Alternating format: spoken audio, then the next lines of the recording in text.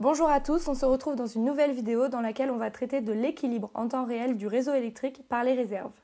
Sur le marché de l'électricité, l'équilibre entre la production et la consommation d'électricité est essentiel.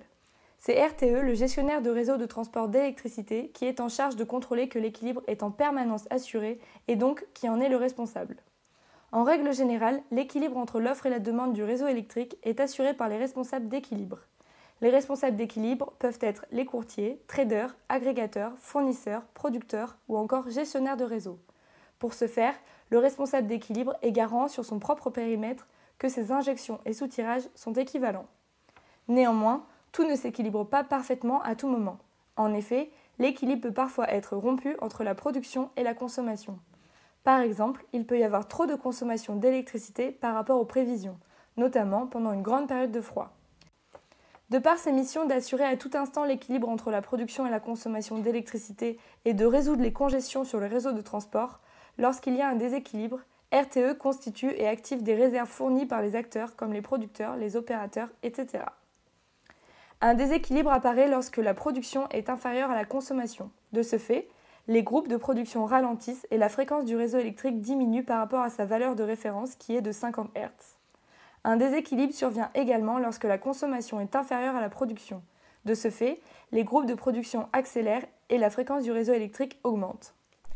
Les réserves primaires et secondaires sont alors activées automatiquement lors de ces déséquilibres afin de rétablir la fréquence à 50 Hz. Tout d'abord, la réserve primaire. C'est la première réserve à être appelée et elle est activée afin d'arrêter la dérive de la fréquence en reconstituant la puissance manquante.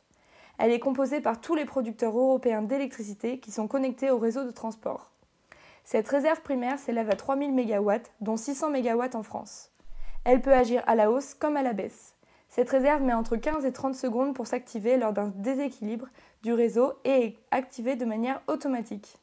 Les producteurs d'électricité doivent garder une partie de leur puissance disponible, au moins 40 MW, pour cette réserve. La réserve secondaire. Celle-ci prend le relais de la réserve primaire et est activée de manière automatique également. Elle est activée pour résoudre la dérive de la fréquence à 50 Hz.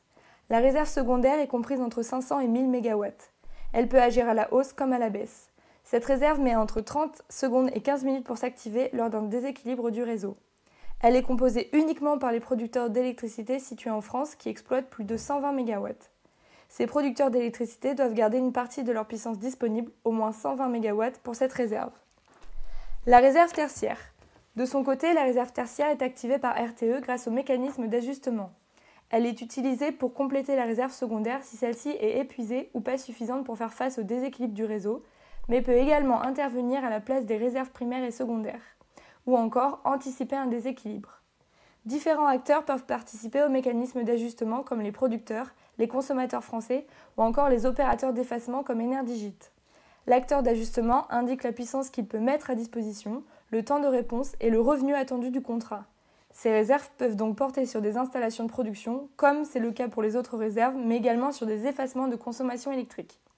Les acteurs comme Énergigit ont donc besoin de la flexibilité des gros consommateurs d'électricité pour proposer ces offres.